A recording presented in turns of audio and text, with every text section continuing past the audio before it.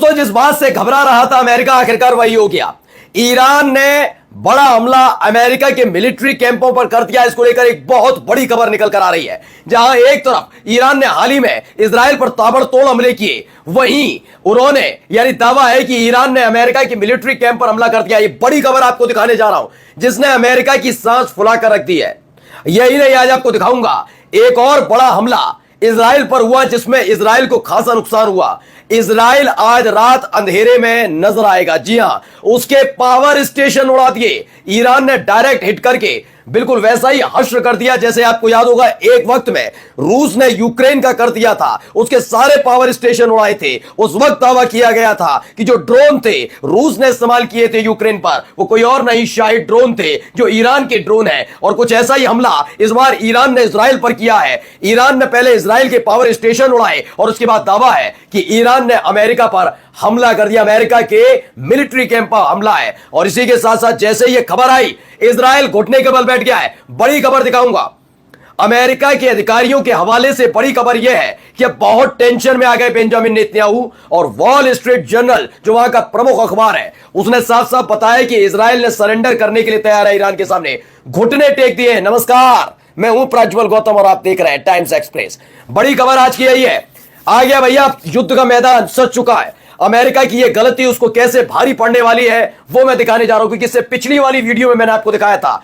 Iran के राजदूत ने साफ साफ लफ्जों में कह दिया था, हम मारेंगे, अमेरिका को मारेंगे। हम एनपीटी, जिसके तहत एक संधि से हम बंधे हुए थे, न्यूक्लियर पावर की जो प्रोग्रेस की जो ट्रीटी थी, हम उससे बंधे हुए थे। उसके बावजूद इन्होंने हमारे ऊपर हमला किया, जबकि उसकी कोई जरूरत नहीं थी, कोई मतलब नहीं था। यह चाहता है अमेरिका की इसकी तरह हम बोले, वो बर्दाश्त नहीं होगा। बस यही बर्दाश्त नहीं हुआ। और देखिए, उसने पहले ही कहा था मारेंगे और मार दिया। बड़ी खबर पड़ी है न्यूज़ 24 की खबर।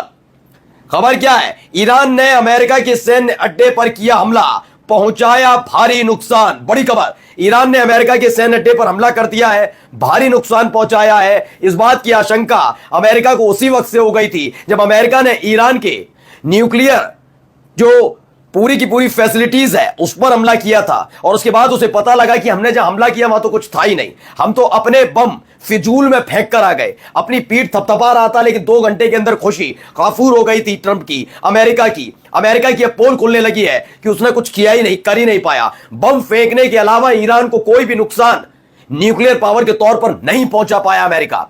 उसके बाद से ही डर सता रहा था ट्रंप को कि अब अगला टारगेट अमेरिका के सैनिक होंगे। इसीलिए बार बार कहा जा रहा था कि ईरान के समर्थित मलेशिया क्या होता है शब्द? मैं बताऊं क्या होता है? बताओ अमेरिका की औकात क्या है? अमेरिका की औकात यह है कि सीरिया में जब तक बशर असद की सरकार चल रही थी तब तक उसकी चलती नहीं थी, तब तक चलती नहीं थी अमेरिका की। एक व्यक्ति उसे आतंकवादी घोषित कर दिया, अल जुलानी को अमेरिका ने आतंकवादी घोषित कर रखा था। लेकिन जब अमेरिका विरोधी बशर अल असद का तख्ता पलट करके अल जुलानी आ गया, तो यही हाथ पैर जोड़कर पहुंच गए और आतंकवादियों की लिस्ट से अल जुलानी का नाम हटा दिया। तो अमेरिका ठेकेदार है, ये तय करेगा कौन गुंडा, कौन मवाली, कौन आतंकवादी, कौन संत है। ये नैतिकता तय करता है आदमी। तो ईरान की मलेशिया क्या आ जा रहा है? तुम्हारे कौन कौन मलेशिया है जरा बताना होगा अमेरिका को। खैर, अमेरिका के सैन्य अड्डों पर हमला हो गया है। बड़ी खबर ये। अब आइए आगे खबर देखिए। ये देखिए खबर, ईरान की मिसाइल से इजराइल में अशदोद पावर स्टेशन नष्ट हो गया है। अब रात भर यहां लाइट नहीं आने वाली। अंधेरे में रात गुजारेगा इजराइल, अंधेरे में रात गुजारेंगे इजरायली। याद करिए, गजा में कुछ ऐसे ही हालात किए थे। हमास का अटैक हुआ था और उस अटैक का बदला चाहते तो हमास से लेते। हाई टेक्नोलॉजी वाले देश हो ना, तुम्हें तो बहुत जानकारियां इकट्ठी होती है ना, लेकिन नहीं, तुमने मासूम बच्चों को मारा था, तड़पाया था खाने के लिए, पानी की एक एक बूंद के लिए तड़पाया था तुमने, बिजली के लिए अंधेरे में था गजा। अब वैसे ही कुछ हालात इजराइल के हैं। 14 जो उसके शहर है बर्बाद हो चुके हैं। अब एक एक करके उसके पावर स्टेशन पर हमला हो रहा है। अब एक एक करके हर एक शहर की लाइट गायब होने जा रही है। पहला हमला ये, चलिए दूसरा देख लीजिए। ये वो इलाका है, यहां पर हमला हुआ।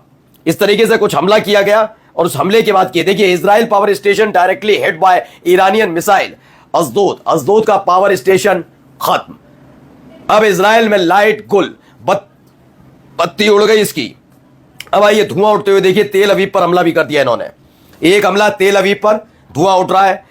सोचिए कोई नजर नहीं आता, इंसान दूर दूर से सब गाड़ियां खड़ी छोड़ छोड़कर भाग गए, डरे हुए हैं। और डरना लाजमी है ना भाई, जो सरकार है, बड़े बड़े अधिकारी हैं, पूरी की पूरी सरकार है, कहां है वो? बंकर में आराम से। हम तो सेफ वाले बंकर में, वो कहां है? वो ऐसे में है जिनका बंकर नहीं है, वो बस छिप रहे हैं। वहां मिसाइल गिर जाए पता नहीं, वो बिल्डिंग, वो इमारत, वो टनल उस मिसाइल को झेल पाएगी नहीं झेल पाएगी पता नहीं है।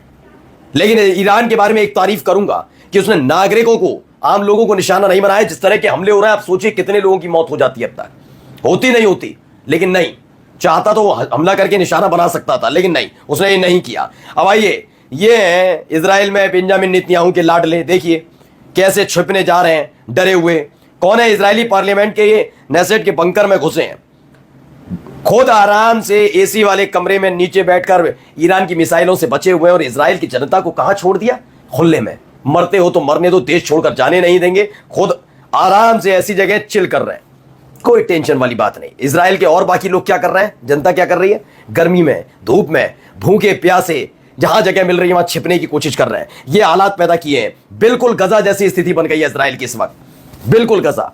अब आइए, ये देखिए टनल के अंदर छिपे हुए हैं, गाड़ियां खड़ी कर ली हैं इस टनल के अंदर। कम से कम मिसाइल गिरे तो हम बच जाएं, कम से कम। ये यही अब चीजें की जा रही हैं। हर कोई इसी टनल के अंदर छिपने की कोशिश कर रहा है। बाहर देखिए, बाहर निकलना ही नहीं चाह रहा डर की वजह से। और डर लाजमी है ना भाई, ये सरकारी थोड़ी ना है, ये बेंजामिन नेतन्याहू के रिश्तेदार थोड़े हैं जो उन्हें बचाने के लिए आ जाएंगे, या अलग से इनके लिए बंकर की व्यवस्था की जाएगी। इनको तो ऐसे ही टनल में छिपना होगा, होगा नहीं होगा इन्हें, जैसे गजा के लोग कर रहे थे। देखा था वो दृश्य, तो कभी भुलाया नहीं जा सकता कि पहले खाने के पैकेट दिए गए, फिर अचानक गोलीबारी कर दी बच्चों पर, और मर्दानगी दिखा रहा था इजराइल। ये स्थिति बना दी थी इन्होंने, और आज बताइए वही सेम स्थिति है। हाँ, बस इस अंतर यह है कि वहां सब एक समान थे, चाहे हमास के लड़ाके हों या इजराइल और फिलिस्तीनी। लेकिन यहां क्या है? यहां आराम से बेंजामिन नेतन्याहू, उसका परिवार, मंत्री, बड़े बड़े अधिकारी सब सुरक्षित है, एसी वाले बंकर में लेटे हुए हैं। मिसाइल गिरेगी भी तो बच जाएंगे, लेकिन ये इन सबको छोड़ दिया गया है। तो ये अंतर है फिलिस्तीन में और इजराइल में। आइए बड़ी खबर, उमाशंकर सिंह की खबर है। वॉल स्ट्रीट जर्नल की रिपोर्ट के मुताबिक इजराइल ईरान के साथ अपने संघर्ष को जल्द से जल्द समाप्त करना चाहता है। थक गया इजराइल, थक गया बेंजामिन नेतन्याहू। अब डरता है बेंजामिन नेतन्याहू कि पूरे इजराइल को फूंक कर रख दिया। 14, जी हां, 14 सिटीज ऑफ द इजराइल, वो सारी की सारी जल रही हैं, फूंक दी गई हैं ईरान की तरफ से। ये हालात पैदा हुए हैं। नमस्कार।